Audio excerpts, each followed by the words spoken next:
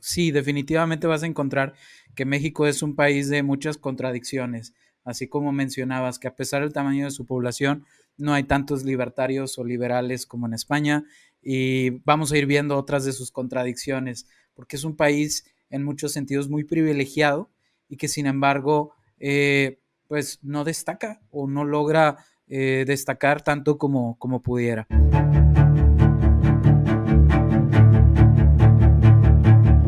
Hola Sergio, bienvenido a un podcast sobre Bitcoin. Muchísimas gracias, Alberto. Un gusto estar aquí contigo. El gusto es mío. Estoy en plena campaña de captación de personas que provengan de México para que nos hablen de cómo está la situación por allí. Yo empecé esta campaña con mi entrevista con Olivia Langarica, con quien sé que tienes una agradable relación, que ya lleva unos cuantos años. Y fue entrevistándola a ella que me planteé, bueno, de hecho se lo planteé a ella, planteé que, oye, me sorprendía que siendo México tan enorme, siendo, no sé si soy 200 millones, 150 millones, no sé, 3 veces, yo creo, el tamaño en población de lo que hay en España, me sorprendía que no hubiese el triple de libertarios, el triple de bitcoineros, ¿no? El triple de un poco todo, ¿no? Y claro, porque yo voy por Twitter buscando este tipo de opiniones, pensamientos, ideas, y no encontraba muchas de estas que fueran provenientes de personas mexicanas. Total, que le plantea a Olivia, oye, ¿no conocerás tú a alguien que sea libertario o que tenga conocimientos y, digamos, intereses sobre el libertarismo y que esté en México y que pueda hablarnos un poco de cómo está la situación en México en términos económicos? Porque con Olivia tratamos más cuestiones, digamos, filosóficas y políticas, si acaso.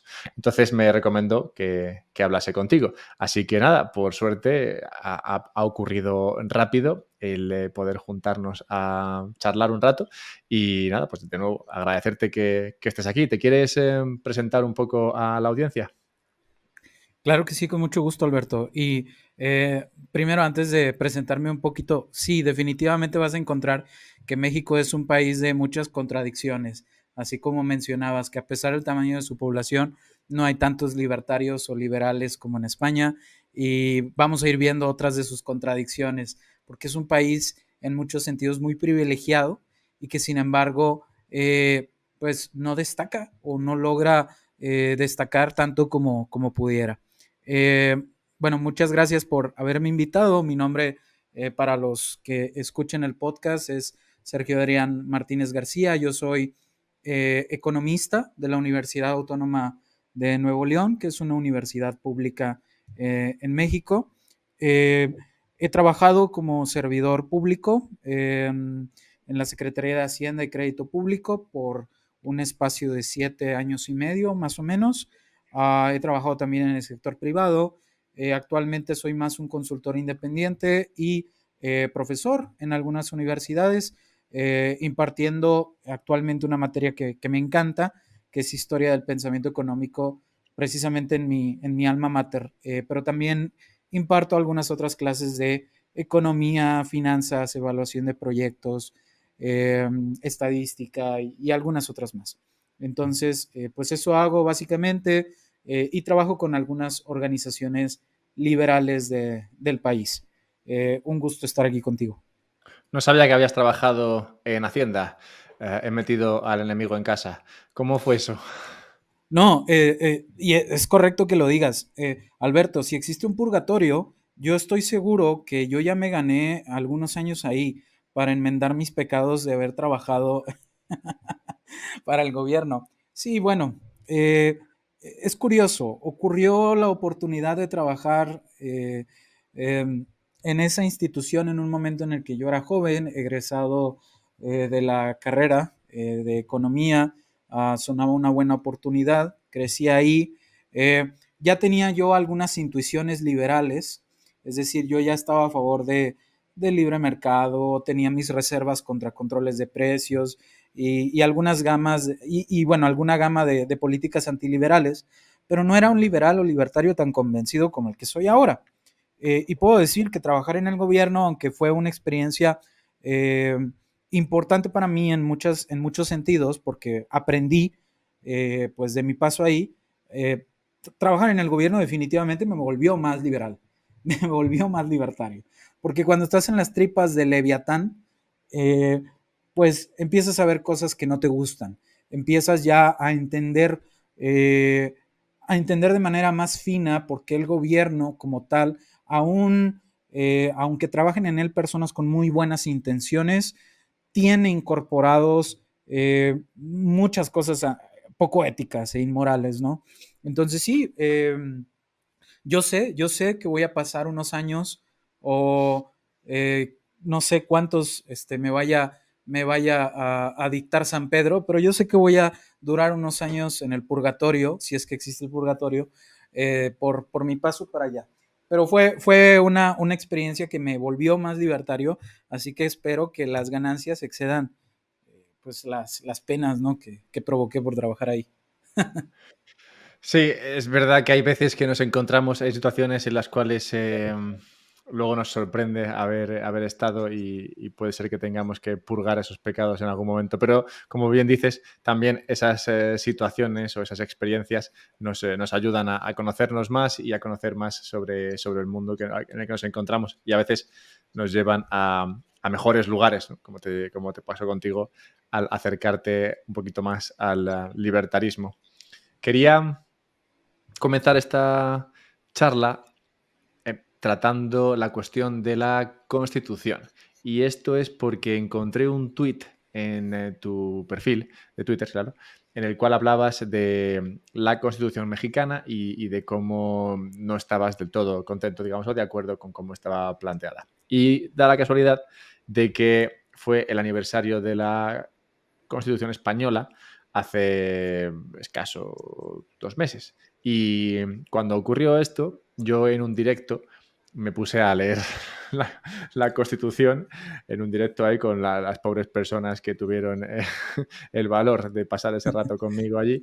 Y, y fue muy cómico realmente, aunque de primeras pueda sonar aburrido, porque se encuentran en la Constitución española un montón de artículos bueno, un montón de artículos de leyes, digamos, que a mi entender no tienen sentido alguno y que ya de primeras hablan de el poco valor que tiene este documento fundacional en este caso, del Estado español. Y que al parecer, pues ocurre algo similar con la Constitución mexicana. Así que, nada, quería empezar la conversación por aquí porque, bueno, al final, como decía, son estos documentos los que se supone que están en la base de una sociedad, la mexicana, la española, Ujú. que si bien es verdad que se copian básicamente, ¿no?, unos de otros, pues bueno, están en la base de todo. Entonces, para abordar la cuestión de cómo está México hoy día, pues qué mejor que empezar, bueno, riéndose un poco, ¿no?, de cómo fueron estos comienzos, tratando un poco el texto de la Constitución. Así que puedes empezar tú, si quieres, comentándome cuál ha sido tu experiencia con la Constitución y qué es lo que ves ahí que no te cuadra del todo. Claro, con mucho gusto. Eh, pues sí, como tú decías, la Constitución idealmente debería ser una especie de documento base para organizar la sociedad de algún modo productivo y no lo es, ¿no? Eh, Pensaba hace rato en un comentario que me hacías, digo, antes de empezar este podcast, de si podía sostenerse una sociedad eh, sobre la Constitución o si es la Constitución vital para el sostén de una sociedad. Y yo creo, bueno, podemos pensar muchas cosas sobre ese tema. Eh, Independientemente de la Constitución o del nombre que esto tome, sí que es necesario que una sociedad tenga pues, un marco de normas o de reglas, un marco institucional, diríamos en economía, dentro del cual pues cada individuo tenga expectativas muy, muy claras de lo que puede esperar de otros ciudadanos dados conflictos de interés. A ver, ¿por qué tenemos o por qué tenemos una constitución? ¿O por qué idealmente tenemos una constitución? Tenemos una constitución porque el derecho es algo necesario para la convivencia humana. Y el derecho es algo necesario para la convivencia humana porque como los recursos son escasos, tenemos conflictos de intereses que se tienen que dirimir o resolver de alguna manera. ¿Sí? En una sociedad en la que, en una sociedad tipo Robinson Crusoe, donde Robinson Crusoe está solo en la isla y todavía no llega viernes y no convive con ningún otro ser humano, pues no es necesario el derecho. Pero tan pronto como llega viernes y empieza a haber conflictos de qué es mío y qué es tuyo, pues empieza a surgir la necesidad del derecho, es decir, la necesidad de establecer esto es mío, esto es tuyo, y tú puedes hacer A, B, C, D y E con tu propiedad X, pero no puedes hacer F, G y H. O sea, el derecho es como una convención que constituye una serie de reglas que regulan la convivencia entre los seres humanos. Y en ese sentido, pues el derecho, estas instituciones son útiles. En economía usamos la palabra instituciones como sinónimo de reglas del juego para que no se extravíen un poco quienes nos estén escuchando, porque los voy a estar tomando como frases similares. Entonces, una sociedad sí necesita reglas del juego, instituciones claras que gobiernen la conducta de los ciudadanos, pero no gobernar en el sentido de decirles qué deben hacer, sino qué pueden esperar de hacer en términos generales determinada cosa. Es decir, un marco institucional adecuado es como las reglas del juego de un partido de fútbol.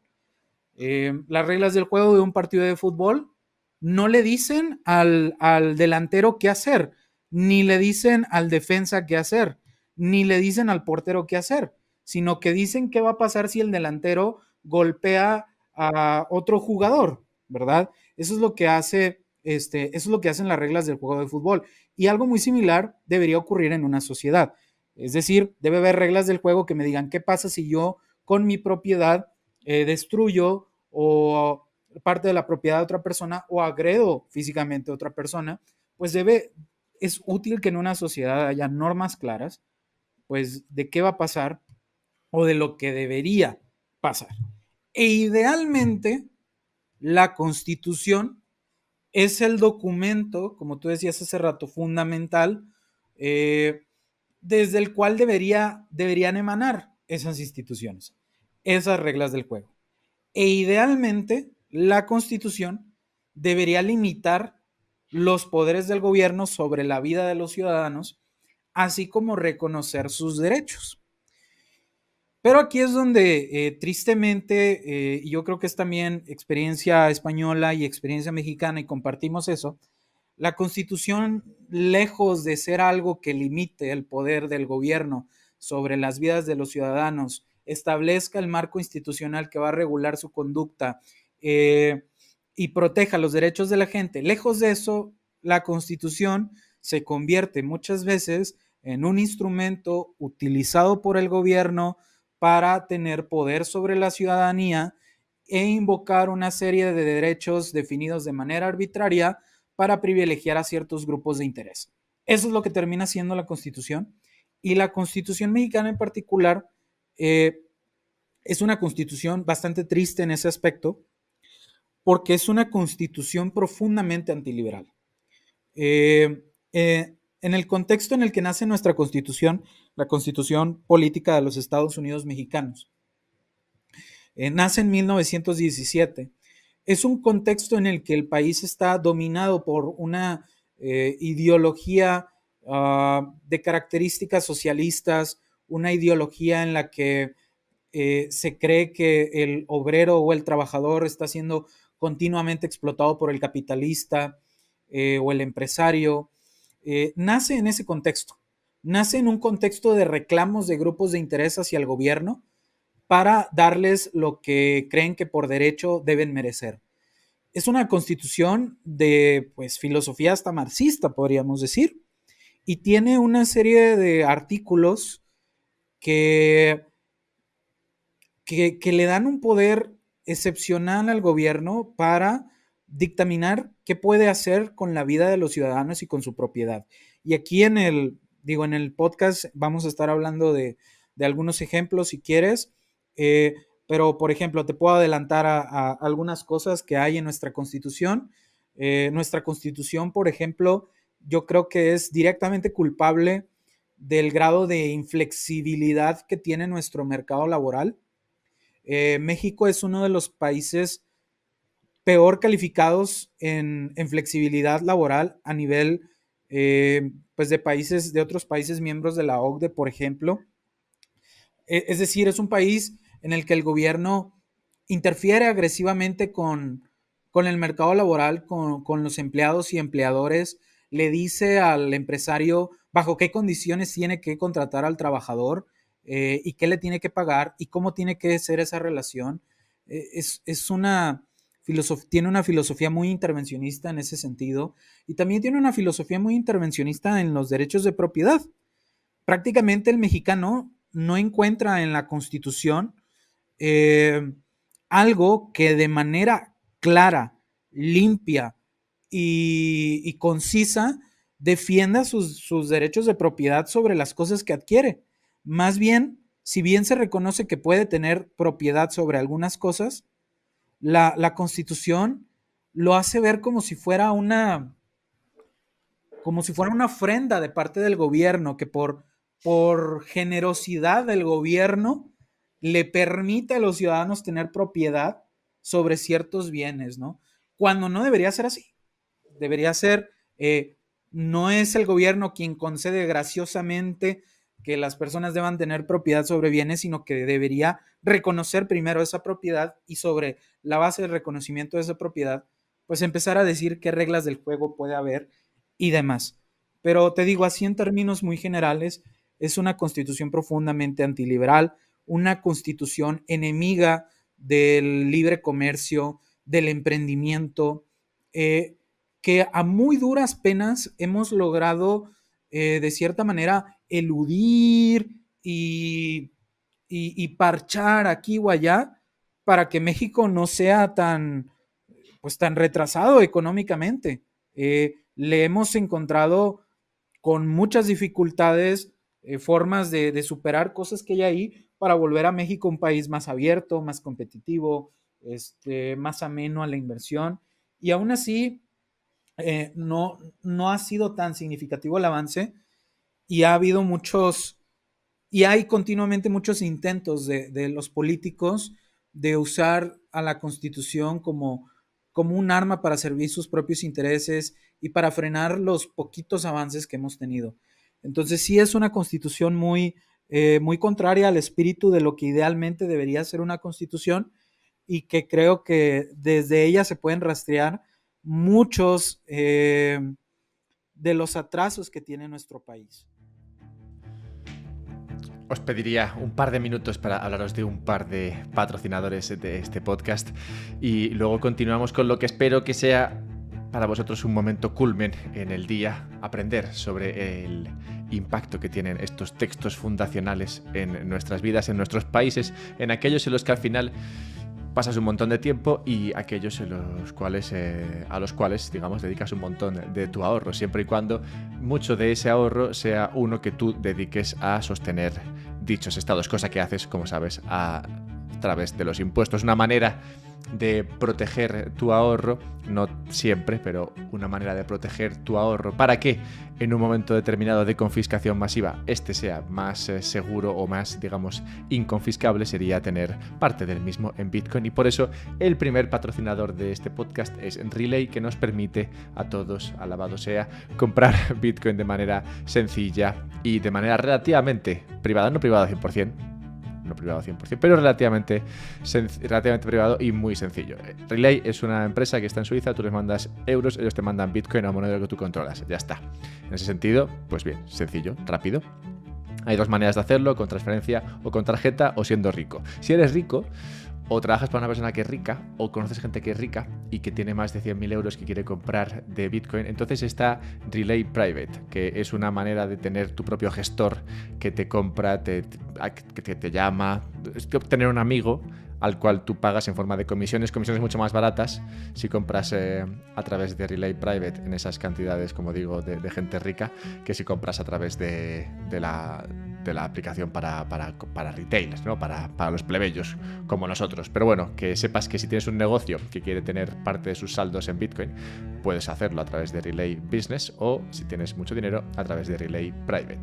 Para Business son 50.000 mínimo y para Private son 100.000 mínimo. Pero bueno, son Es genial, ¿no? Como todo lo que es tener dinero, pues menos comisiones y encima tienes una persona que lo hace por ti y seguro que se porta la mar de bien. Igual si vas a ver a Suiza te invitan a un café, o sea, maravilloso. Bien, eso es Relay. Y luego una vez que tengas suficiente Bitcoin, yo recomendaría guardarlo de manera segura, por lo que decía antes de la confiscación, que como veremos a través de esta charla o a lo largo de esta charla, no está nada claro que no te puedan confiscar hasta la camisa si así les viene bien, ya que el texto de la Constitución española, mexicana y prácticamente cualquier otra está así redactado. Entonces, para guardar esto bien, no vaya a ser, yo guardaría Bitcoin en un monedero frío, una hard wallet, una Bitbox. Una Bitbox es una especie de USB donde tú guardas tu Bitcoin y ahí está seguro, prácticamente inconfiscable, salvo que alguien tenga tu clave privada, lo cual es muy difícil y, bueno, muy difícil, prácticamente imposible si lo haces bien. Así que recomiendo la Bitbox precisamente por eso, porque es muy sencillo y incluso si no eres técnicamente muy avanzado, incluso si eres técnicamente como una piedra de avanzado, como soy yo, eres capaz de hacer esto sin mayor problema. Total, que Relay para comprar, Bitbox para guardar, descuentos en ambos servicios si accedes a ellos a través del enlace que está en la descripción de este podcast, es decir, tú le das ahí al podcast, no estás escuchándolo, se despliega un montón de texto, bueno, un montón, tampoco es tanto, y hay unos cuantos enlaces a cosas interesantes tratadas en este podcast y entre ellos estos enlaces que te permiten acceder a los descuentos. Bien, sigamos con Sergio, sigamos con las constituciones, sigamos flipando en colores. Gracias. Dos cosas que me gustaría comentar aquí. La primera es que has dicho que la Constitución mexicana viene de 1917. Así es. La española es del 78. Y a pesar de que hay 60 años de diferencia entre una y otra, las ideas que inspiran la española son muy parecidas a las ideas que inspiran la mexicana que tú planteas. Y me parece sorprendente porque en 1917, bueno, pues todavía podría entender, ¿no?, que conforme está avanzando el socialismo, o sea, que se está justo creando la Unión Soviética, bueno, al menos los soviéticos están tomando el poder en Rusia. Eso, bueno, puedo entender que en ese momento histórico las ideas socialistas estuviesen mejor vistas. De hecho, cuando avanza en Rusia todo el socialismo y el comunismo, en Europa no se ve mal, se ve como, mira, pues mira qué avanzados están. Y entonces puedo entenderlo, pero me sorprende que en España, 60 años después, 1978, momento en el cual ya se ve que igual, bueno, no se ve, es verdad que el muro y la Unión Soviética no había caído, pero bueno, se podía ver que los países de alrededor, Alemania, Francia, Estados Unidos, eran abiertamente capitalistas y que eso sería, y no otra cosa, lo que había creado la riqueza en estos países. Pero a pesar de eso, del momento histórico siendo distinto, las ideas que inspiran la española son, a mi parecer, muy parecidas a las que tú planteas de la mexicana. Has hablado del tema de la rigidez laboral. Me sorprende en la Constitución española, por ejemplo, que en los primeros artículos, creo que, no sé si es, bueno, está dentro de los derechos fundamentales, ¿no?, que es, digamos, un apartado dentro de la Constitución que plantea los derechos más básicos, ¿no? Pues dentro de esos derechos más básicos encontramos el derecho a sindicarse y, o sea, crear sindicatos dentro de las empresas y el derecho a la huelga para reivindicar los derechos de los trabajadores. Y claro, esto, bueno, de alguna manera me recuerda un poco a lo que tú planteas en cuanto a la mexicana, porque no me parece que sea no sé, no me parece que los sindicatos o el derecho a huelga sean algo que merezcan su espacio dentro de los derechos fundamentales de los hombres, ¿no? Porque al final, bueno, si tú estás en un empleo y no estás contento, pues te puedes ir a otro, ¿no? No creo que el derecho, que sea un derecho fundamental, el que tú puedas decidir no ir a trabajar ese día y que te tengan que pagar igualmente porque estás ejerciendo tu derecho a huelga. Me sorprende que esto entrase dentro de los derechos fundamentales. Y supongo que, como dices, es algo parecido, ¿no?, lo que pasa en México. Sí, definitivamente. Y qué interesante conocer pues también lo que dice la Constitución española, porque ignoro mucho de lo que dice y va a ser interesante pues tener este diálogo y esta conversación contigo para ver, yo creo que muchos puntos muchas coincidencias o muchos puntos de acuerdo que hay entre ambas constituciones, inspiradas por filosofías muy similares. Y sí, cuando se promulga la Constitución mexicana de 1917, es aplaudida por decenas de facciones socialistas que la consideran una de las constituciones más progresistas que hay hasta el momento. O sea, en su momento es una constitución bastante aplaudida por ser supuestamente muy progresista en función de varios de los artículos que llega a tener, como te puedo citar uno, el artículo 123, y fíjate nada más lo que dice. Dice así el artículo 123. Toda persona tiene derecho al trabajo digno y socialmente útil. Al efecto, se promoverán la creación de empleos y la organización social de trabajo conforme a la ley.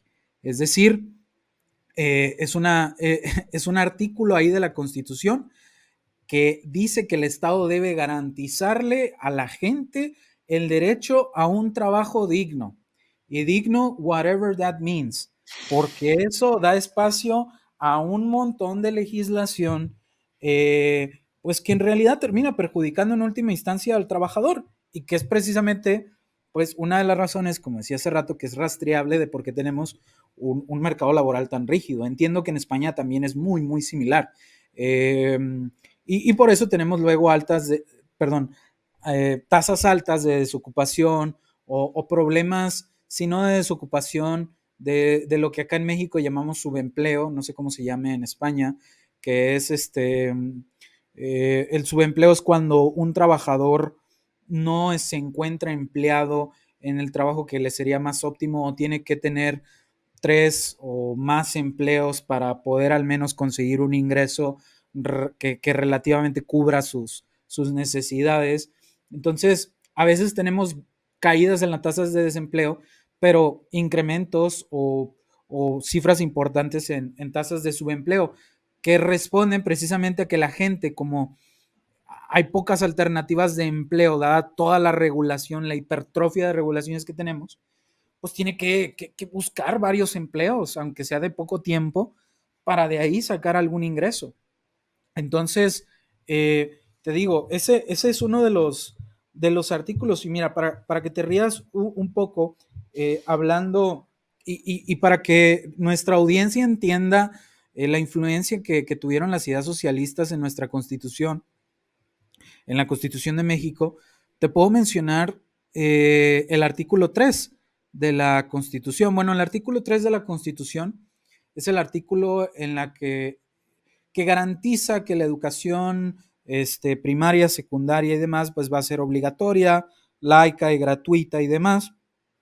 Pero, por ejemplo, en 1934, el presidente Lázaro Cárdenas, un presidente muy importante en la historia mexicana, porque eh, fue parte de fue principal, fue uno de los actores principales de la expropiación petrolera de México a compañías gringas o estadounidenses. Bueno, cuando él está en el poder en 1934, reforma ese artículo 3 de la educación y cuando lo reforma, eh, lo redacta de la siguiente manera. Dice así, ya no dice así, pero en su momento decía así, la educación que imparta el Estado será socialista y, además de excluir toda doctrina religiosa, combatirá el fanatismo y los prejuicios, para lo cual la escuela organizará sus enseñanzas y actividades en forma que permita crear en la juventud un concepto racional y exacto del universo y de la vida social. Y solo el Estado este, impartirá educación primaria, secundaria y normal. Bueno, afortunadamente esto que te acabo de leer ya no está, o sea, ya no aparece en la Constitución, gracias al cielo, que la educación que se debe impartir es socialista. Pero se quedó la huella ahí, porque la historia es así. Algo que pasa hace décadas deja una huella, deja un eco que sobrevive a nuestros días, aunque ya en un papel ya no esté. Entonces, eh, esta constitución inauguró precisamente también una forma de educar socialista en la que Desde niños, los que asistimos a la educación pública, aprendemos que el gobierno tiene un papel rector en nuestras vidas, que tenemos nuestros derechos gracias al gobierno y que estos derechos pueden ser anulados en cualquier momento en nombre de un interés público. Que interés público es una de esas frases que me encantan porque yo no sé tú, pero yo nunca he entendido qué significa.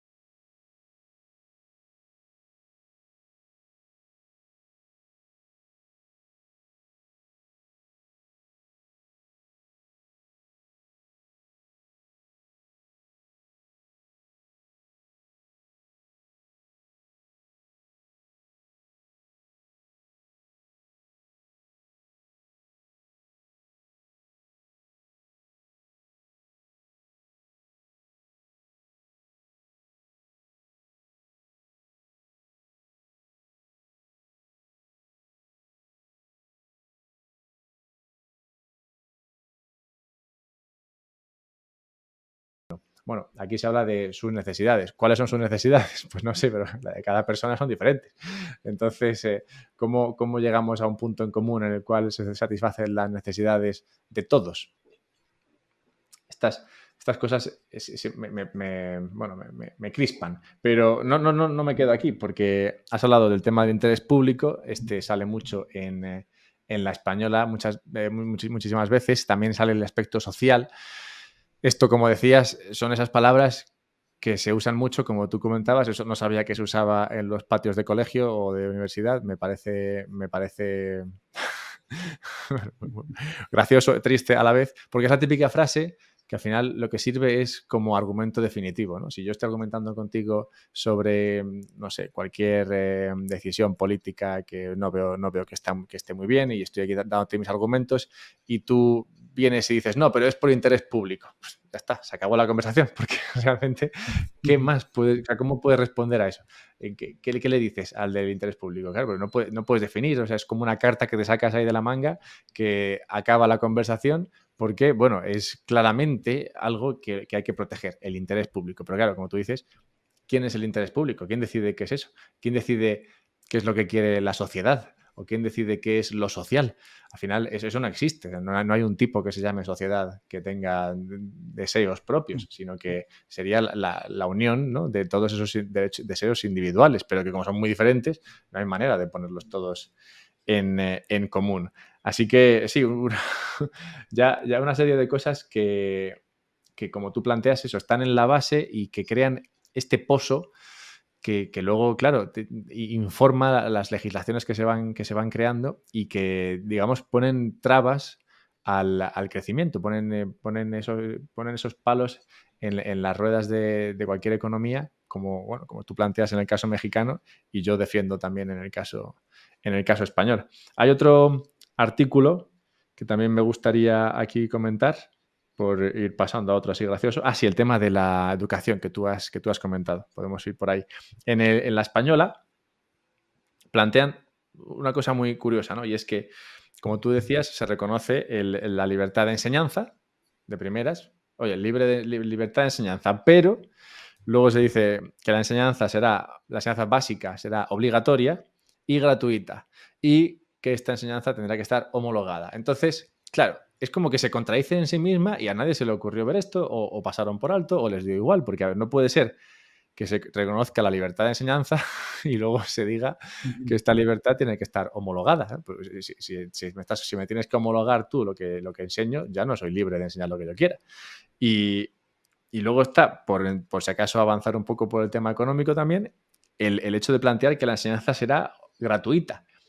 Claro, esto ya me rasca, porque dices, bueno, gratuita, ¿cómo va a ser eso? O sea, gratuita en el sentido de que no vas a pagar al colegio público, pero directamente, sino que ya estás empezando con la idea de, oye, el Estado te va a quitar dinero, seguro, y lo va a dedicar en parte a la educación. Pero eso de llamarlo gratuito es que me parece que se están riendo en la cara de todos los españoles, pero veo que también en la cara de los mexicanos. Sí, así es. También acá se establece que debe ser una educación gratuita y luego tiene cosas que a mí pues me causan curiosidad. Por ejemplo, dice algo así como que la educación, permíteme aquí, sí, por ejemplo, dice los planes y programas de estudio tendrán perspectiva de género y una orientación integral, por lo que se incluirá el conocimiento de las ciencias y humanidades, enseñanza de matemáticas, lectoescritura, bla, bla, y otras cosas, ¿no? Ahora, no me quiero meter en el tema espinoso de perspectivas de género y todo eso, pero pues uno dice, uno podría decir, caray, ¿y eso qué es? O sea, ¿cómo lo defines? ¿Cómo enriquece eso supuestamente la educación de los jóvenes? Pero bueno, no me quiero meter en ese tema, porque acá este artículo suena más como una carta de puras buenas intenciones y algo que me parece a mí como alarmante, por ejemplo, en el caso mexicano, es que se le da derecho a particulares de educar, ¿verdad? Eh, pero dice así, los particulares podrán impartir educación en todos sus tipos y modalidades, pero en los términos que establezca la ley, el Estado otorgará y retirará el reconocimiento de validez oficial a los estudios que se realicen en planteles particulares. Bueno, o sea, puedo entender por qué supuestamente existe eso, pero al final del día es un atropello a la libertad de una familia, por ejemplo, de decidir cómo quiere y desea educar a sus hijos y le quita esa potestad al padre de familia o a los padres de familia de decidir cómo va a educar a sus hijos para que esa potestad sea del gobierno y de un grupo de funcionarios públicos que definen qué se debe enseñar. Y efectivamente, este artículo ha dado pie a todo un adoctrinamiento en la educación pública gubernamental. Hace, hace meses se criticaba incluso que en los nuevos planes de estudio, en los nuevos libros de texto que, que, se, que se reparten, vaya, en los planteles educativos de educación gratuita, aparezcan referencias a que el neoliberalismo es malo y todo este tipo de cosas que son ya cliché entre la izquierda. Y a ver, o sea, ¿dónde está ahí que me gustaría a mí una educación con perspectiva de historia o perspectiva de economía o perspectiva de algo sensato, más que mera ideologización? Pero no la hay. Eh, y sí, en México también tenemos un rezago educativo impresionante, impresionante. Y yo cada vez lo veo más en las nuevas generaciones. Y digo, ya mi generación arrastraba esos problemas y lo seguimos viendo. Los jóvenes tienen dificultades para escribir, para comprender un texto adecuadamente, tienen dificultades para aprender matemáticas y demás. Y esto es porque hay muchas barreras de entrada del mismo gobierno a la competencia en educación.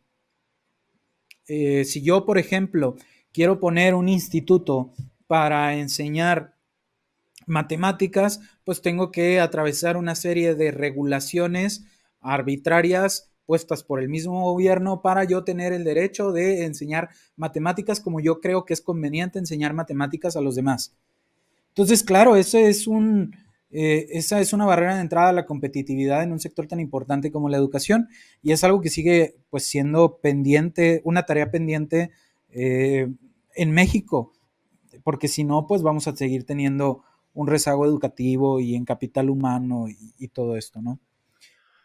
Sí, yo veo el problema aquí, ya no tanto en que esté en la redacción del texto en sí mismo, ¿no? Sino ya en la base, en que se hable de esto mismamente Uh en -huh. la Constitución. O sea, ¿en qué momento decides que esto tiene que estar dentro del documento fundacional? O sea, ¿por qué tienes que hablar de la educación y cómo va a ser? O sea, ¿por qué se decide que, oye, va a haber educación y que va a ser obligatoria y que va a venir por parte del Estado, o que al menos va a estar homologada por el Estado. O sea, ¿por qué meterte en todo esto? O sea, es como si, no, volviendo un poco a lo que planteabas antes, que para mí es la base de todo el problema.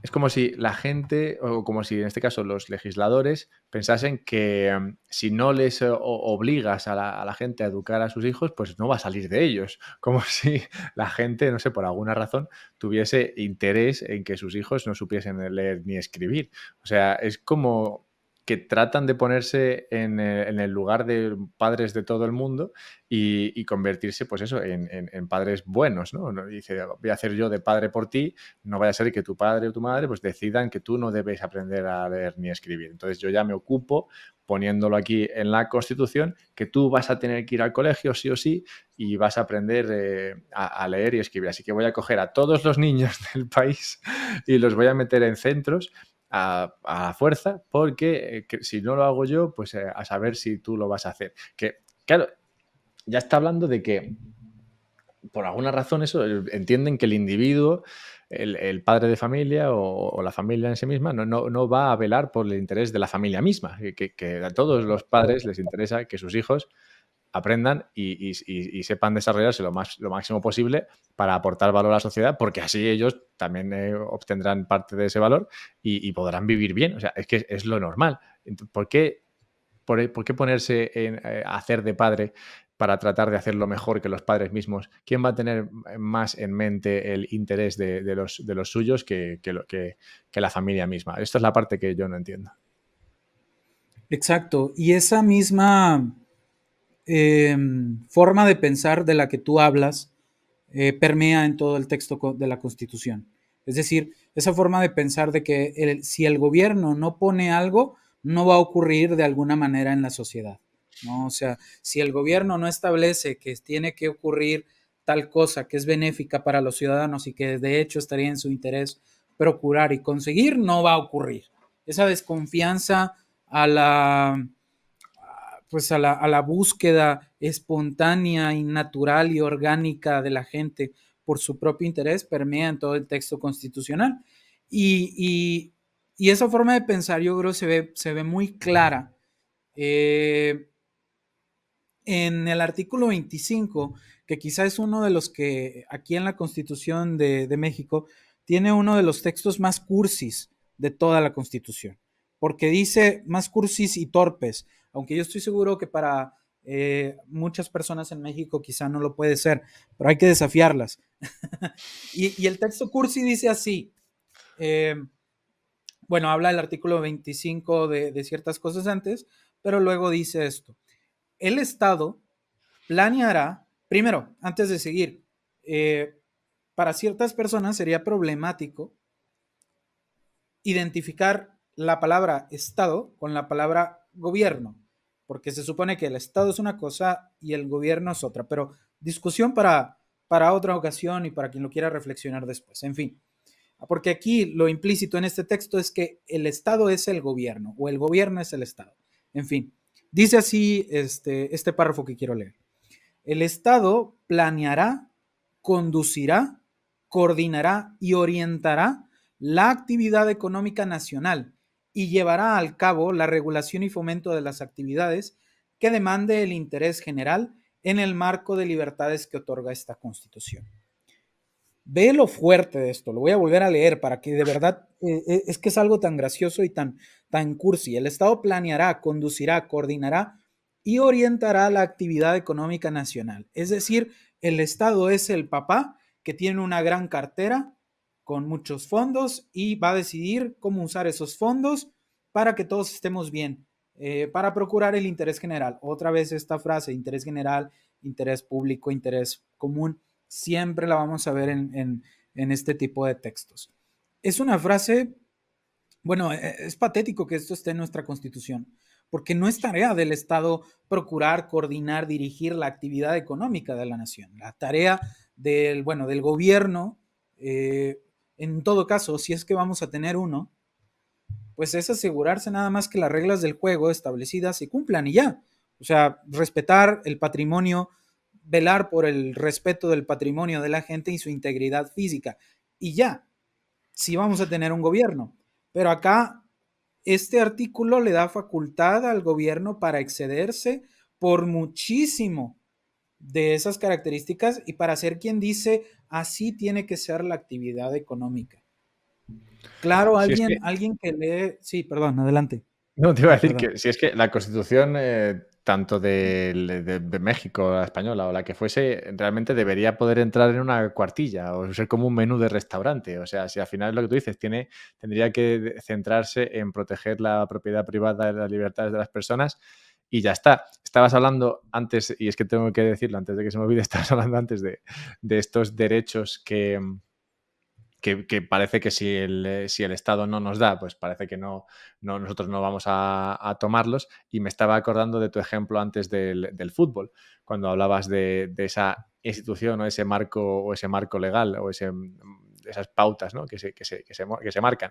En el caso de las constituciones estas que planteamos, la española tanto como la mexicana, lo que vienen a decir es que se saltan claramente lo que son las reglas del juego y pasan ya a la cuestión de, no, mira, el defensa le va a pasar la pelota al mediocampista, el mediocampista se la va a pasar al delantero, el delantero entonces chutará, a ser posible, por la escuadra y así meterá gol, ¿no? Porque te está dando como todos los pasos, lo decíamos antes con el tema de la educación, no, vas a tener que educar al niño, a ver, el delantero ya se ocupará de meter goles y el padre ya se ocupará de que el niño estudie, porque si no estudia, pues no saldrá adelante. Y de la misma manera, si las empresas no se ocupan de su negocio, pues no ganarán dinero. Si no ganan dinero, no pagarán impuestos. Si no pagan impuestos, no hay Estado que valga. O sea que no, tampoco entiendo que se dediquen a orientar, coordinar y planear todo esto cuando si los otros no lo hacen por sí mismos, directamente el Estado no tendría con qué pagarse. Exacto, encontraste yo creo que la mejor analogía con el fútbol, ¿no? Es exactamente eso, es como si el gobierno dijera, así tiene que ser el juego y esto, y tiene que meter tanta cantidad de goles, ¿no? Lo cual nos parecería absurdo en un juego de fútbol, pero aparentemente la gente no ve la conexión que luego hay con una economía que comprende más actividades. Y veamos, es que quienes redactan estos textos, pues no son personas tontas tampoco. O sea, yo diría en todo caso que son personas malvadas, porque saben que para poder, y digo, lo digo abiertamente, o malvadas o ingenuas, una de dos. Este, pero le voy más a que no son tan ingenuas y que realmente son malvadas. Yo prefiero asumir ignorancia antes que malicia, pero porque yo creo que como regla general se aplica más. Creo que hay más ignorancia en el mundo que malicia, pero sí, en algunos casos claramente malicia seguro que hay. Me encanta tu perspectiva, Alberto. A mí me encantaría compartir eso, pero he visto tantas cosas que ya mi fe en la humanidad ha decaído tanto. Pero sí, yo creo que idealmente deberíamos ser así como tú. Primero presuponer ingenuidad antes que malicia. Creo que estás en lo correcto ahí.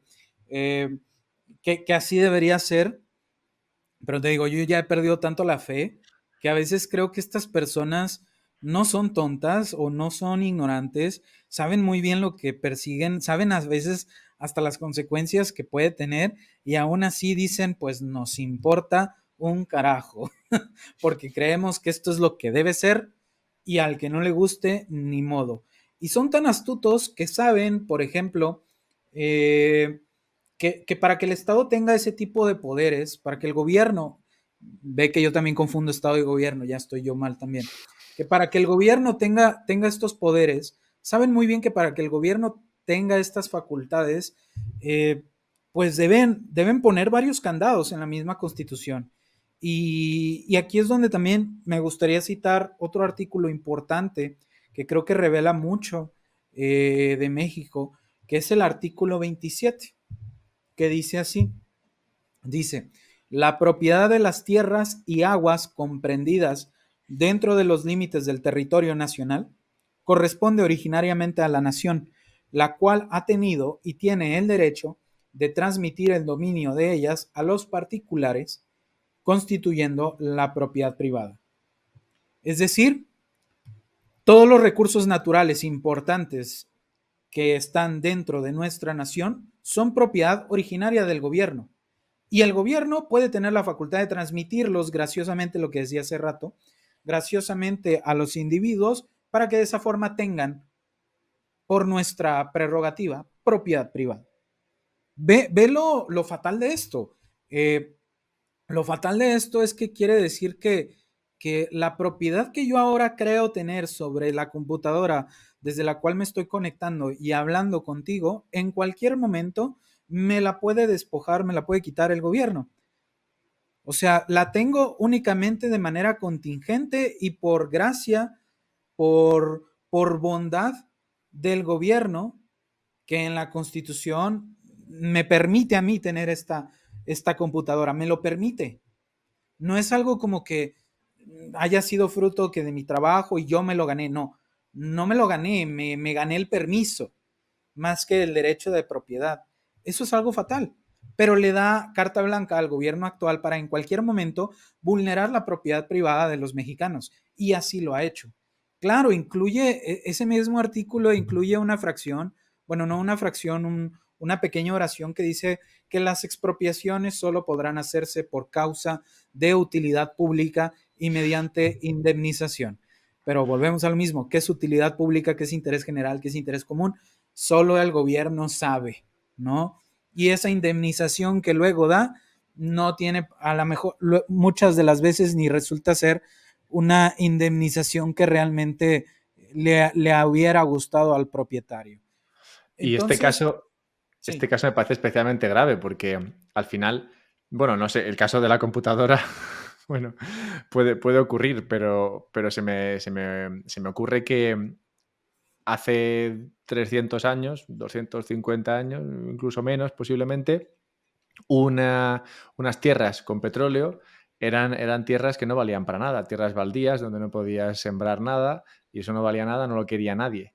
Luego se descubre una utilidad para el petróleo y entonces todo el mundo quiere eso. Se me ocurre, y no sería raro, al revés, ocurrirá, no sé si lo veremos, pero ocurrirá, que encontraremos una utilidad para algún recurso que ahora mismo se encuentra en México y que ahora mismo a nadie le importa un carajo, ¿no? Porque al final esto es lo que pasa con los recursos, que están ahí y no son útiles hasta que son útiles porque les encontramos una utilidad. Y claro, no me parecería totalmente normal que eso, pues dentro de 10, 20, 30 años se le descubra la utilidad a, yo que sé, qué piedra que está por ahí o cualquier cosa y entonces el Estado ya solo por haberse escrito ese par de líneas, pues ya tiene la propiedad de eso, si lo quiere. exacto, totalmente, en el blanco, diste en el blanco. Los recursos no son recursos hasta que les encontramos algún uso y ese entonces es un artículo que está ahí para darle poder al gobierno para poder, pues para apropiarse de cualquier recurso que en algún momento sea, adquiera tanto valor para la ciudadanía que lo considere estratégico el gobierno. Este artículo en particular le ha servido muchísimo al gobierno para tener poder, porque eh, pues históricamente, por ejemplo, le ha permitido al gobierno tener monopolio sobre el petróleo, sobre recursos energéticos en el país y a través de ese monopolio que el gobierno mexicano tiene sobre el petróleo y sobre otros recursos energéticos, pues ha conseguido rentas para beneficiar a grupos de interés y permanecer en el poder. Eh, este ha sido uno de los artículos con los que más ha costado luchar en nuestro país. El mismo artículo permite cierta participación de privados en la explotación de recursos naturales, de petróleo y demás, pero no le da originalmente a privados la propiedad sobre aquello que logren encontrar con el fruto de su trabajo. Y tienes toda la razón. Actualmente está pasando con el litio algo muy similar. Es otro recurso que está adquiriendo, está siendo cada vez más valorado en el mercado y ahora los ojos del gobierno actual están sobre ese recurso. Y como dices, después va a surgir otro recurso, alguna otra piedra que nadie apreciaba antes, que luego se va a apreciar y sobre la cual el gobierno va a querer alguna cota de poder. Pero sí te digo, este artículo ha sido muy importante porque el gobierno, por ejemplo, al tener poder sobre la propiedad del petróleo del país, cuando el petróleo fue muy importante para nuestro país, que es un país petrolero. Eso le permitió al gobierno acaparar ingresos y redistribuirlos con fines de perpetuarse en el poder. Por eso te digo, yo a veces no creo que estas personas sean tontas. Yo digo, ay, caray, son súper inteligentes y por eso protegen tanto cualquier modificación o cualquier cambio en la redacción de ese artículo, porque saben que ante otros mecanismos para tener recursos frágiles en nuestro país, ese es un mecanismo del cual se pueden seguir afianzando para tener recursos y para tener poder político.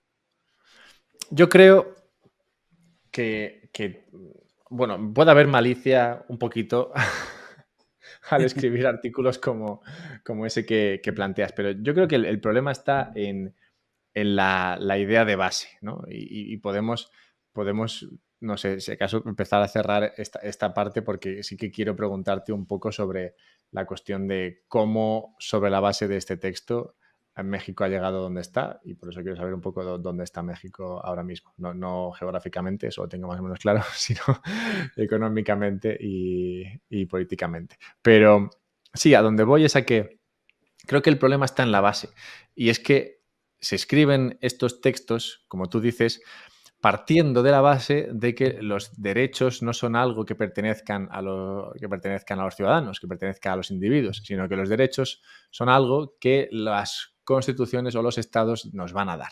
Entonces, claro, parten, yo creo, de la base de decir, vale, nosotros tenemos todo. Entonces, de todo lo que tenemos como Estado, ¿qué le damos al ciudadano? Y le damos el derecho a la educación, el derecho a encontrar una vivienda digna, el derecho a la salud, ¿no? Y luego le pedimos, bueno, otra serie de deberes, ¿no? Deber al trabajo, a pagar impuestos y deber de servir en el ejército para defender la nación, que es, bueno, básicamente el deber de sacrificar tu vida si te lo pide el Estado, lo cual, bueno, pues hay una pequeña ofrenda. Y, y sí, todo esto yo creo que parte de la base, ¿no? de eso, de que se dice, yo tengo todo y entonces, ¿qué derechos voy a darle a esta gente que está aquí dentro de mi jurisdicción? Y por eso, claro, ya una vez que partimos de esa base, pues no me extraña que plantees artículos como este, ¿no? Que tú dices, en el cual se plantea que todo es del Estado y luego el Estado ya decidirá qué es lo que da y qué es lo que no da a las personas. Me parece normal. Y creo que el problema, bueno, aparte de que este sea un problema grave, claro, creo que se destila de este problema el hecho de que la propiedad privada no se proteja apenas en ninguno de los textos. Lo veo tanto en el mexicano como en el español. En el español, como decía antes, el derecho a la huelga, por ejemplo, o el derecho a los sindicatos está dentro de los derechos fundamentales, pero el derecho a la propiedad privada no está. Y digo yo, ¿en qué momento tú te pones a redactar esto y no metes la propiedad privada en todo lo alto? O sea, si al final tú lo único que tienes que hacer como Estado es proteger la propiedad privada. Pero es eso, es como que esto es un afterthought, ¿no? Un pensamiento que les viene después. Oye, mira, lo de la propiedad privada, sí, joder, ponlo por ahí en algún sitio. Porque total, ¿no? A ver si te van a decir algo. Pero claro, es que pierde toda la sustancia y pierde todo el valor en el momento en el que lo básico no entra dentro ni siquiera de lo fundamental. Para mí no hay por dónde cogerlo. Exactamente. Y contrasta mucho, platicándote un poquito también de la historia de nuestra constitución, esta constitución que tenemos en 1917, con una constitución previa que teníamos en 1857, que tenía un espíritu todavía mucho más liberal que la que tenemos actualmente. Por ejemplo, en esa constitución de 1857, teníamos en un artículo que es el artículo 30 de esa constitución, que ya no es la actual: la nación garantiza a sus habitantes la libertad, la seguridad, la propiedad y la igualdad. Aquí creo entendida la igualdad como igualdad jurídica. Eh, este artículo era pues genial y ya no existe como tal. Digo, hay cosas siempre que se pueden enmendar, pero iba hacia la dirección correcta. Claro, porque hablaba de lo básico. Exacto, lo básico, como tú dices, ¿no?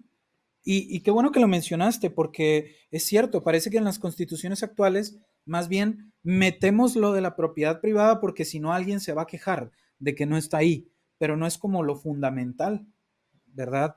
Eh, y me preguntabas hace rato, digo, no sé si quieras ya tocar ese tema, ¿cómo creo yo que esto pues explica o ayuda a explicar el contexto actual en el que nos encontramos política y económicamente en México?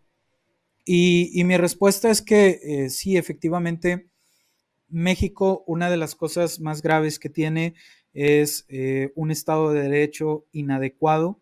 Por ahí un gran amigo y profesor, Arturo Dam, es un economista mexicano también, que quizá podrías luego invitar también aquí a tu podcast, haciéndolo como sugerencia. Él dice que en vez de Estado de Derecho, tenemos Estado de chueco. Eh, y tiene razón. O sea, Pero qué es chueco en...? Es que no sé, eso no tenemos chueco en es español. torcido. Ah, vale. En vez de que algo esté como derecho, es decir, Vale, vale. derecho, exacto. Es estado de torcido, estado de chueco, es a lo que nos referimos allá, ¿no? Decimos que algo está chueco cuando está torcido. En vez de estado de derecho, tenemos que un estado de derecho debe limitar a los gobernantes, debe garantizar libertades o proteger, mejor dicho, las libertades, garantizar el respeto a los derechos de propiedad y demás. Pues lo que tenemos son palabras escritas de manera con puras buenas intenciones que protegen a grupos de interés y demás. México, si tú te fijas, por ejemplo, en el índice de libertad económica que publica el Fraser Institute con sede en Canadá, México hasta eso tiene calificaciones relativamente buenas en algunas dimensiones importantes, porque lo que hace ese índice es que ese índice está compuesto o se califica con base en distintas dimensiones. Está la base, está la dimensión comercial, de qué tan abierto eres al comercio. Está la dimensión de tamaño del gobierno, qué tan pesado es el gobierno regulatoriamente y fiscalmente. Está la dimensión de la moneda, qué tan sólida es tu moneda, es decir, qué tan protegida está de los vaivenes de la inflación y demás. Y México sale relativamente bien calificado en varias dimensiones. Digo, no estamos al nivel de los países más libres del mundo, pero en donde de plano está reprobadísimo, en donde está reprobadísimo nuestro país, es en la dimensión de Estado de Derecho. Es decir, en la dimensión que califica cómo nuestro país tiene leyes que protegen la propiedad privada, tiene procesos judiciales imparciales, tiene contrapesos al gobierno. En esa parte estamos muy mal calificados.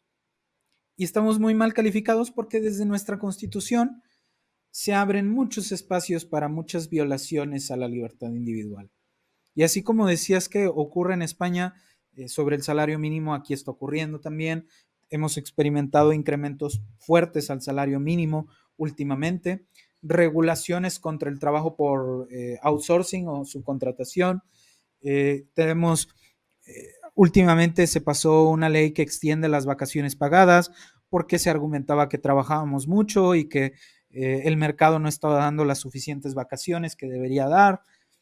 Y a través de la Constitución, pues se han justificado varios atropellos a la libertad económica. Yo si encuentro un pozo de petróleo no lo puedo adquirir porque, como decía hace rato, eso es propiedad de la nación. Cuando el petróleo, si es que en algún momento pasa, deje de ser valioso, seguramente entonces se va a pensar quizá en reformar la Constitución y quitar eso de ahí. Pero actualmente ocurre, ¿no? Y curioso, por ejemplo, nuestra constitución prohíbe las prácticas monopólicas y los monopolios, pero permite la multiplicación de muchísimos monopolios gubernamentales en México. México actualmente es un país parasitado por grupos de interés con acceso al poder político que pueden conseguir privilegios para restringir la entrada de competidores y de esa manera enriquecerse a costa de la población. impedir la entrada de nuevos participantes en el mercado, etcétera, ¿no? Entonces, nuestro país, te decía al inicio de esta charla, es un país que vive entre las contradicciones, porque por un lado es un país geográficamente privilegiado. Tenemos arriba a Estados Unidos, estamos entre los dos océanos, tenemos oportunidades comerciales también con los países que están al sur de América Latina, tenemos una biodiversidad increíble, tenemos recursos naturales increíbles, en una dotación increíble, pero tener todo eso no te sirve de nada si no tienes la capacidad de transformarlo al servicio de la gente, al servicio de los consumidores, y para poder transformarlo al servicio de los consumidores necesitas emprendedores, necesitas competencia, mercados abiertos, eh, reglas de juego claras, limitación al poder, y eso no lo tenemos todavía en la medida suficiente en México. Entonces, por eso estamos en un país que no crece al ritmo que podría crecer y que se ha quedado en la promesa de desarrollo desde hace ya muchísimos años que nunca ha llegado. Sí, es un poco lo que planteaba antes, ¿no? De tratar de ir en bicicleta, pero poniéndote palos entre los radios de la rueda. Y sí, quiero hacerte un par de comentarios al respecto de todavía, ¿no? Algunas cosas de la Constitución que pueden estar detrás de estas trabas, pero quiero ahondar un poco en la situación económica actual. Y es que, según lo definías o según lo describías, es cierto que, bueno, yo creo que a nivel intuitivo, ¿no? Ya a nivel inconsciente, yo ya digamos, em, tenía constancia de esto, ¿no? Que al final México está en una situación muy buena. Está pegado a Estados Unidos, acceso a los dos océanos, una mano de obra muy abundante. Es que son 120 millones o 150 millones. Así es alrededor de poco más de 120 millones. Claro, un montón de gente, realmente, para hacer una cantidad importante de cosas. Además, eso, rodeados de mar, con acceso a, bueno, puertos y demás. Entonces, claro, me parece sorprendente que claro, que no estéis creciendo más.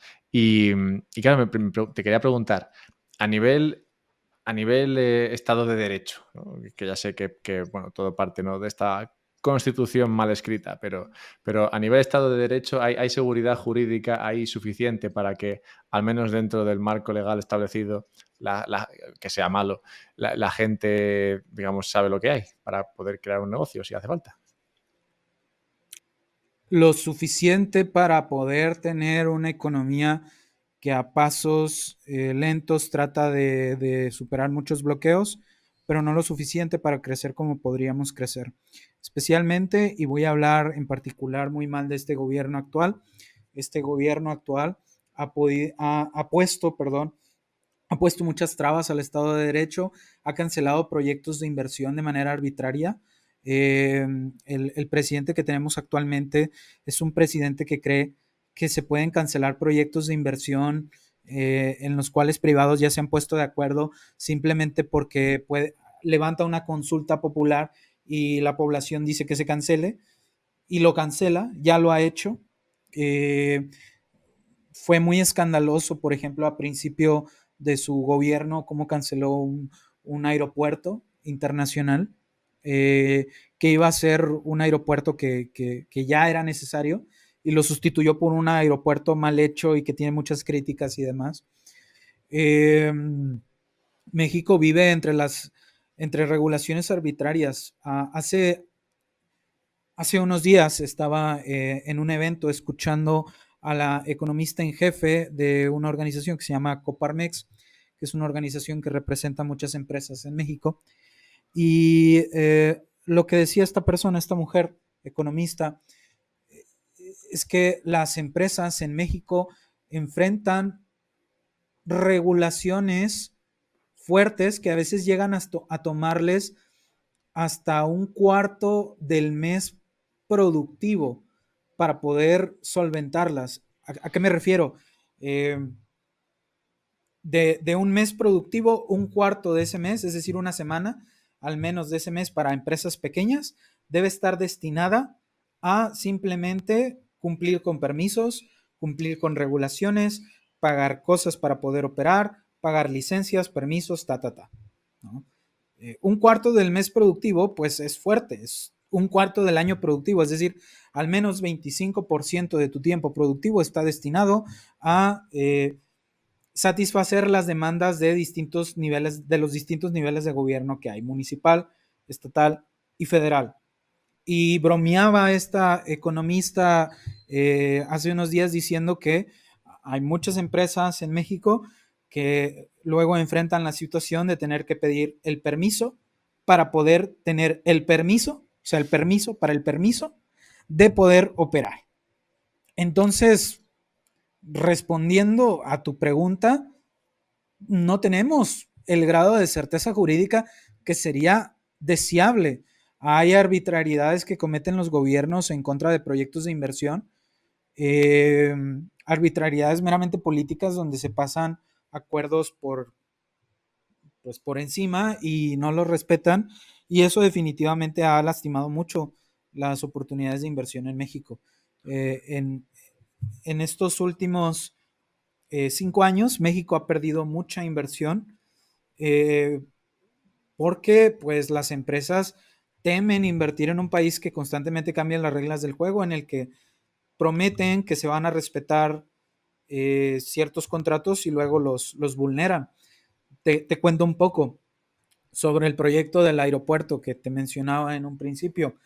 Eh, este aeropuerto iba a ser era uno de los proyectos más importantes que se tenían al inicio de este gobierno presidencial. Era un proyecto heredado por la administración anterior. Iba a ser un proyecto muy importante porque pues iba a ser el aeropuerto más importante del país en la Ciudad de México, que es la capital de nuestro país. Y días antes de que se cancelara, funcionarios del gobierno actual le aseguraban a los inversionistas que el proyecto iba a seguir, que no se iba a cancelar. Pasaron unos días y ¡pum! Lo canceló. Y lo canceló el gobierno federal. ¿Sabes cómo? Lo que hizo fue levantó una especie de encuesta muy improvisada entre la gente y determinó que la gente había votado una encuesta, por cierto, muy irregular, una consulta muy irregular, y determinó que la gente había decidido que se cancelara, pues cuando en realidad, o sea, incluso si mucha de la gente quería que se cancelara, ese no debe ser la manera en la que se hacen las cosas. O sea, el gobierno no tiene por qué consultarle al pueblo sobre una inversión que ya se había acordado previamente y que no estaba vulnerando los derechos de nadie. Entonces fue algo muy grave, pero mandó un mensaje muy claro de este gobierno de que si algo no le gustaba al presidente, se cancelaba porque se cancelaba. Sí, o sea que en cuestión de Estado de Derecho y trámites burocráticos, digamos que un 5 o un 4. Sí, Así no es. es, no está ideal. Estabas hablando antes de estas empresas que, bueno, serán la mayoría, que tienen que dedicar un cuarto del mes a trámites burocráticos. Se me estaba ocurriendo un buen modelo de negocio que sería dedicarte solamente a cumplir trámites burocráticos para otras empresas. Así, de esta manera, liberas carga de trabajo de ellas y tú tienes un negocio lucrativo. Lo digo por si tienes las tardes libres, pues mira, ese podría ser una buena manera de sacarse las habichuelas. Y bueno, por ir cerrando, empezábamos la conversación, quiero tocar dos cosas, pero la primera es que empezamos la conversación hablando del valor de las constituciones y comentábamos si estos textos pueden sostener las economías y las sociedades que sobre ellos viven. Y claro, todo esto que planteas ahora de cómo está la situación en México, lo que veo yo aquí en España también, me hace pensar que claramente, al menos hasta cierto punto, el nivel al que tú empieces, es decir, el nivel donde tú pongas ese texto fundacional, ya te va a marcar un poco las líneas de cómo va a ser tu evolución económica. Y pienso en esto porque yo me fijo en la americana. Estados Unidos funciona muy bien, ¿no? Sobre todo si lo comparamos con México o España en términos de creación de riqueza. Y la Constitución americana es muy buena, es muy antigua, es muy libertaria y es muy buena, ¿no? Simplemente marca las bases. Es una Constitución que se centra, originariamente, claro, se centraba en proteger al individuo frente al Estado y no tanto lo que hacen la mexicana y la española de, digamos, proteger al Estado frente al individuo, ¿no? De darle todo el derecho al Estado y que luego el Estado distribuya. La americana es más de el individuo tiene todos los derechos y el Estado tiene que cuidarse de no perjudicarlos. Entonces, claro, luego eso se va pervirtiendo con el tiempo porque, bueno, el Estado tiene esa tendencia a crecer. Pero claro, no es lo mismo si pongamos que 10 es comunismo y 0 es libertarismo, no es lo mismo llegar al 10 empezando en el 6 que llegar al 10 empezando en el 0, ¿no? Entonces yo veo Estados Unidos que empezó en un 0 y poco a poco pues va legislando en favor del Estado y va comiéndose poco a poco las libertades, va creando trabas a la economía. Pero claro, en contraposición al caso mexicano o español, va mucho más adelantado, claro, porque España y México empezaron ya en un 5 o un 6, pues es claro que desde ahí al comunismo puro, pues tardas poco en llegar. No sé si tú mm, compras este argumento, pero es que según estabas hablando de la situación de México, estaba pensando precisamente en esto. Sí, te lo compro totalmente. De hecho, quienes se interesan mucho por estudiar por qué los países ricos son ricos y por qué los países pobres son pobres, pues a lo largo de muchos años han trabajado sobre diversas hipótesis para explicar esto. Eh, bueno, ha habido quienes han sugerido es que es la geografía, es que pues son los recursos naturales, es que son los políticos que tienen, es el clima. En algún momento se hablaba mucho de que el clima tenía un efecto interesante sobre el desarrollo económico, que los países de clima más templado tenían mejor crecimiento que los países más tropicales, etcétera. Pero a la conclusión a la que poco a poco ha convergido, o ha habido una convergencia en la opinión de los académicos que se interesan en esto, es que el peso fuerte de lo que determina el desempeño económico de las sociedades está en las instituciones, en las reglas del juego. Tú puedes empezar siendo un país geográficamente pobre, con pocos recursos naturales, alejado geográficamente de zonas más ricas y aún así, con las instituciones adecuadas, crecer en algún momento determinado. Con las reglas del juego adecuadas, crecer en algún momento determinado. Y es que las reglas del juego son así de importantes porque determinan el espacio dentro del cual se va a llevar a cabo la actividad económica y determinan los incentivos y las restricciones que van a enfrentar cada una de las personas. Idealmente queremos instituciones que le den el incentivo a la gente a ser productiva, a cooperar con los demás en la producción de riqueza. Esos son los incentivos ideales que quisiéramos tener. Y para tenerlos, pues necesitamos, la historia económica nos lo ha mostrado, necesitamos instituciones abiertas al comercio, a la actividad emprendedora, que protejan los derechos de propiedad privada y todo el recetario liberal clásico. Entonces, eh, te compro totalmente el argumento, dado que Estados Unidos empezó desde el cero que tú decías, o muy cercano al cero, pues tuvo cotas de crecimiento elevadas y ahora está donde está, que tiene, para robarle una frase a Adam Smith, una gran cantidad de ruina todavía, es decir, todavía puede arruinar o darse el lujo de arruinar muchas cosas porque ya llegó a un nivel de desarrollo tan elevado.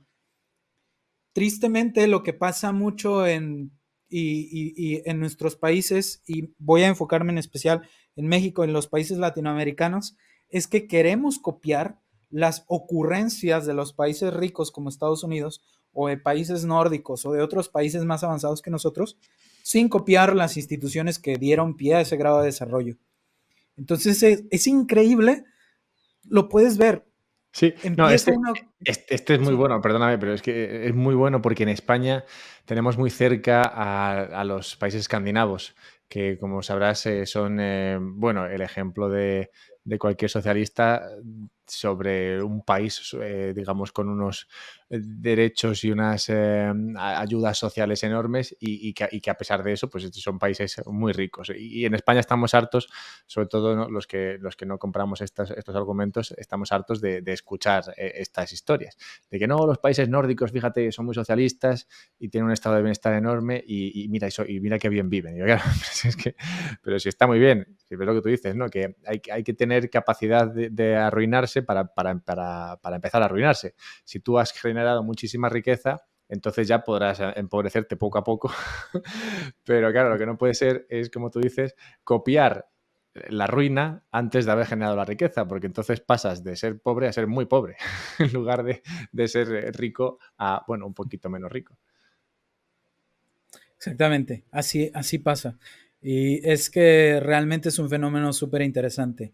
Uh, Aquí en México se empiezan a poner de moda políticas públicas que surgieron originalmente en Estados Unidos hace una década. Vamos con ese retroceso y simplemente nos terminamos arruinando más.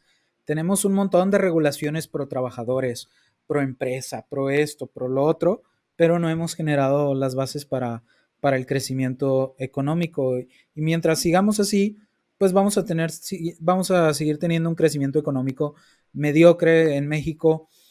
Por muchos años estuvo en torno al 2% anual promedio, a veces menos del 2% anual promedio, que para darte una idea de por qué es una tasa baja, pues esa es la tasa a la que llega a crecer Estados Unidos.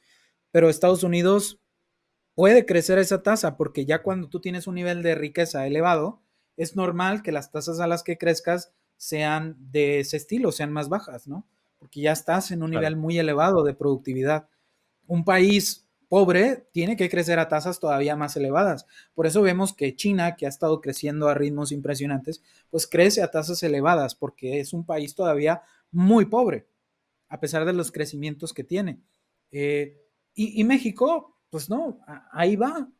Eh, y celebramos cuando llegamos a crecer encima de ese 2%, pero al año siguiente caemos en cifras negativas y así nos la llevamos. México es el país, a mí me gusta mucho decir que México es un país que camina 2 pasos hacia adelante en algún gobierno y en otro gobierno camina 3 pasos hacia atrás, o 2 pasos hacia atrás y terminamos donde mismo. Tenemos gente que quiere ver un México abierto al comercio, abierto a instituciones fundamentales del crecimiento económico. Tenemos mexicanos que quieren eso, pero tenemos también muchos mexicanos que no quieren ese nivel de prosperidad, o que sí lo quieren ese nivel de prosperidad, pero que creen que los medios para conseguirlo son legislando, legislando y legislando. Y así nunca vamos a salir del hoyo. Hablas de que México va un paso para adelante, o bueno, dos para adelante, uno para atrás, o dos para adelante, dos para atrás.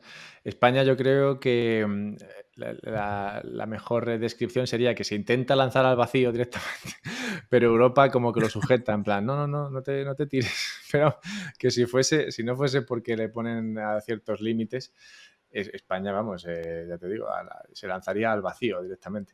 Y esto es triste porque, claro, en algún momento, bueno, es triste por muchas razones, pero también considero que es peligroso porque en algún momento Papá Europa se quedará sin fondos o sin el ánimo de sujetarte y entonces ya te digo yo que esto se lanza al vacío y sin frenos. O sea que sí, está difícil. Y bueno, por cerrar, básicamente el último tema que quería plantear es el artículo 149 de la Constitución española, que me permite abordar lo que suele ser el tema típico y que, bueno, acaba saliendo siempre, o prácticamente siempre, en este canal, que es la cuestión de Bitcoin. Y es que el artículo 149 de la española plantea que el Estado tiene competencia exclusiva sobre las siguientes materias y plantea un montón de cosas que no vienen al caso. Y la 11ª es el sistema monetario, divisas, cambio y convertibilidad.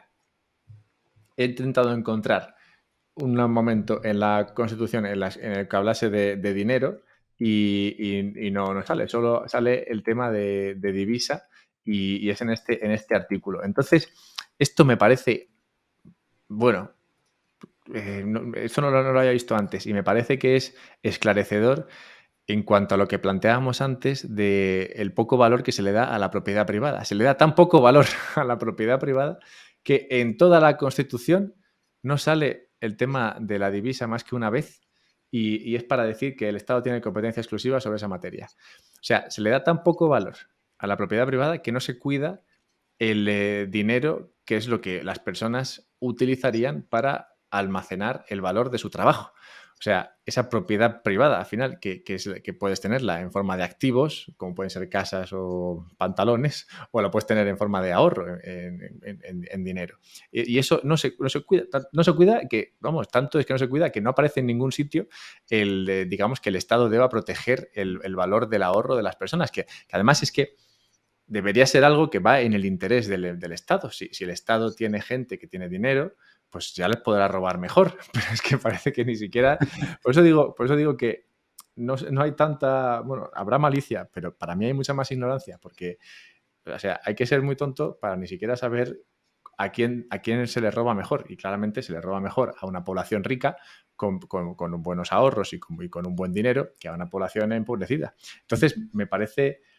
Bueno, ya no sé qué adjetivo usar, pero cómico es lo que me viene a la mente, igual porque es la 1 de la mañana aquí ya, y es lo único que me viene a la mente, pero me parece cómico que no salga la cuestión del dinero en toda la Constitución, solo salga para aquí decir en un subapartado que es competencia exclusiva del Estado el sistema monetario, y entre ellos la divisa. O sea que no se meten nada a la cuestión del dinero y prácticamente lo dejan como ahí a que, bueno, que no nos interesa, como si fuese algo que el Estado, bueno, el Estado controla el dinero y ya está, y no le dan ni media vuelta a si la gente podría elegir en algún momento otro dinero con el cual se sintiesen más seguros o con el cual viesen que su ahorro se mantiene mejor.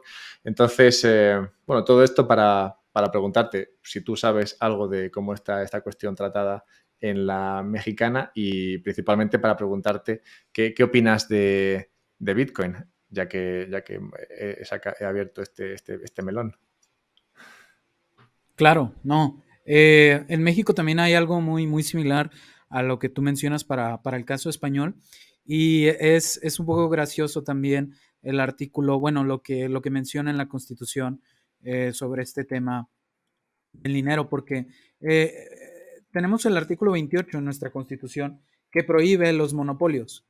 Pero sabiendo que alguien podría decir algo del Banco Central, la Constitución añade luego, pero no constituyen monopolios las funciones que el Estado ejerza de manera exclusiva a través del Banco Central en las áreas estratégicas de acuñación de moneda y emisión de billetes. Es decir, la Constitución dice, están prohibidos aquí los monopolios, pero no constituye monopolio lo que hace el Banco Central, quien tiene la facultad exclusiva de acuñar moneda y emitir billetes.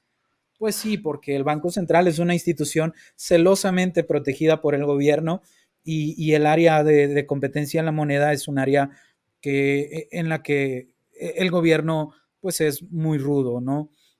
Yo creo que Bitcoin es un experimento bastante interesante que abrirá la puerta a todavía más tipos de monedas que la gente pueda elegir libremente y que quizá en algún momento sale alguna alternativa a Bitcoin que supere algunos de los problemas que todavía tiene Bitcoin, no lo sabemos, pero es increíble cómo desde que salió Bitcoin al mercado, inmediatamente los banqueros centrales han saltado en su contra, porque saben que constituye una amenaza para el poder monopólico que actualmente tienen sobre algo tan importante como es la circulación de la moneda y la moneda que eligen los ciudadanos tener.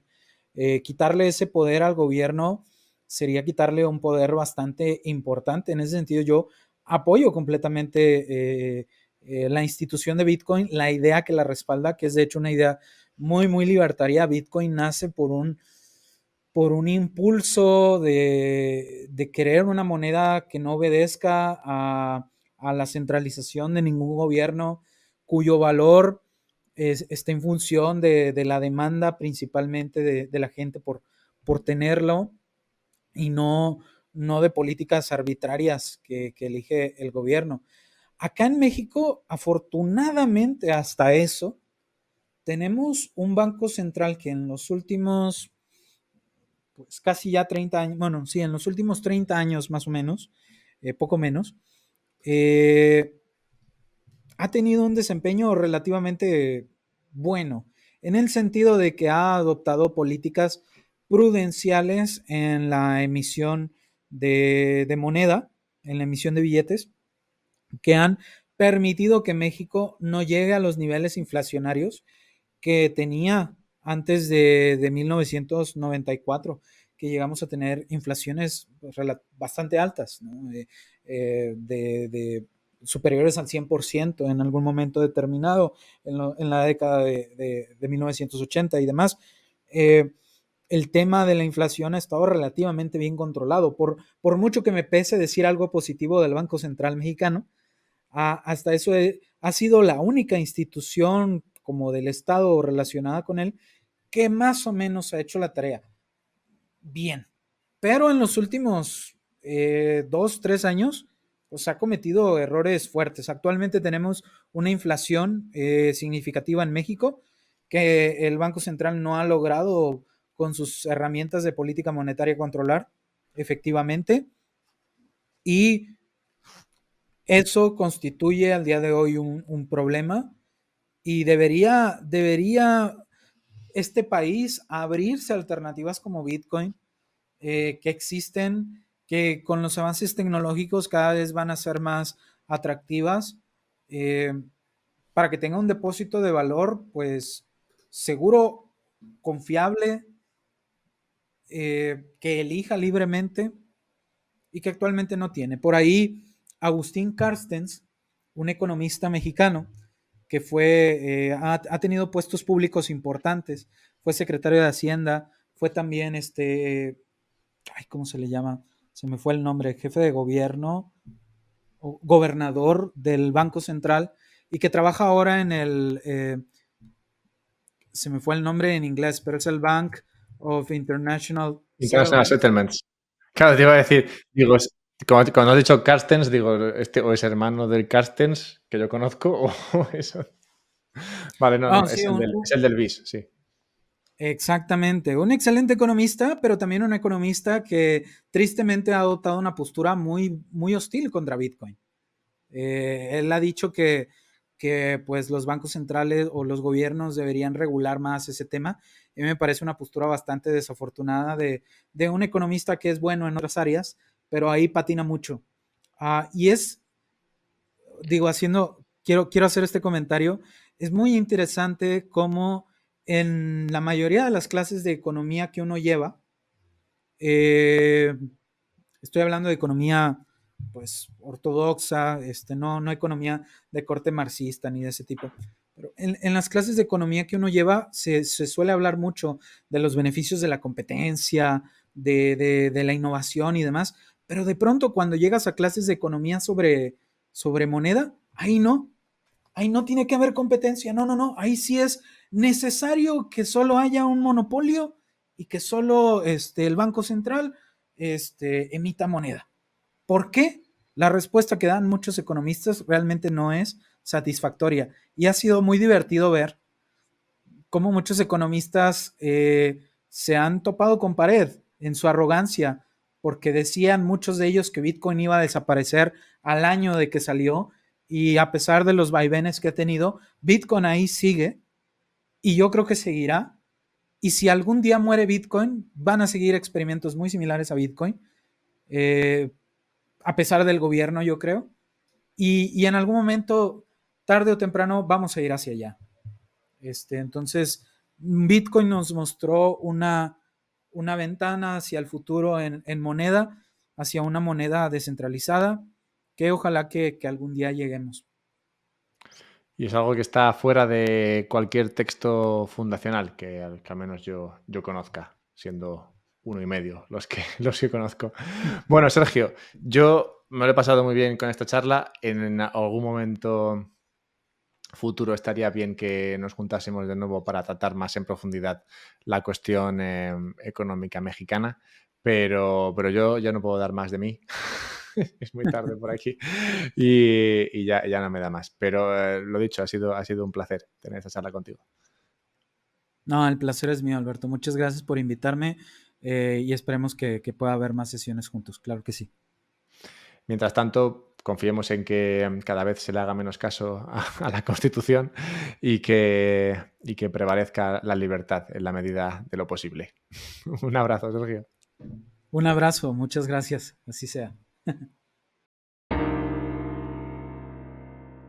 Y hasta aquí la charla con Sergio. Yo sigo interesadísimo en el tema mexicano. A ver si traigo a alguna otra persona. Yo te digo que me flipa esta cuestión, la de México, lo grande que es, los recursos que tiene. Y la cuestión de que no sean como, no sé, como China, ¿no? O que no estén creciendo, digamos, a esos ritmos. Pero bueno, una cosa en particular de lo que he sacado en claro de esta charla es que yo creo que lo de las constituciones es una moda, ¿no? ¿No te parece a ti que es como una moda? Que alguien, en este caso Estados Unidos, hicieron una de estas y entonces el resto del planeta dijo, ah, mira, a Estados Unidos le va bien con ello, vamos a copiarlo, pero luego lo copiaron como les dio la gana. Pero es como una moda, ¿no? Yo no creo que esto se sostenga en el tiempo, ¿no? No tiene demasiado sentido, a menos no en la manera en la que están planteadas la gran mayoría de ellas. Es, yo creo que un anacronismo, algo de antes que hoy no se sostiene. No lo sé, no me acaba de convencer nada y menos me convencen que sean estos textos tan elaborados, 100 y pico, 200, 300 artículos, no tiene sentido. Bueno, no sé qué opinarás tú a este respecto, pero me gustaría escucharlo. @Alberto_Mera en Twitter. También si tienes dudas, preguntas, ruegos y cuestiones, ahí las puedo responder o no, según me dé. Y otras formas de ponerse en contacto virtual conmigo, bueno, no realmente, es venirte a verme en Twitch, donde hago directos todas las semanas. También puedes escuchar este podcast en Fountain. Ahí no te pones en contacto conmigo, más o menos, porque puedes mandarme sats. Es verdad, puedes mandarme sats con mensajes y entonces yo los recibo, los sats y también los mensajes, o sea que es una manera de comunicarse la mar de agradable, porque encima nos renta a ambos, tú también puedes conseguir sats y puedes ayudarme también a que saque adelante este contenido a través de Patreon, patreon.com/un podcast sobre Bitcoin. Puedes comprar Bitcoin a través de Relay, si te apetece, y puedes guardar Bitcoin en una Bitbox si es que quieres hacerlo bien. Enlaces a todo esto, descuentos y demás variedades en la descripción del podcast. Pasadlo bien y espero que os haya molado infinito. Venga, chao.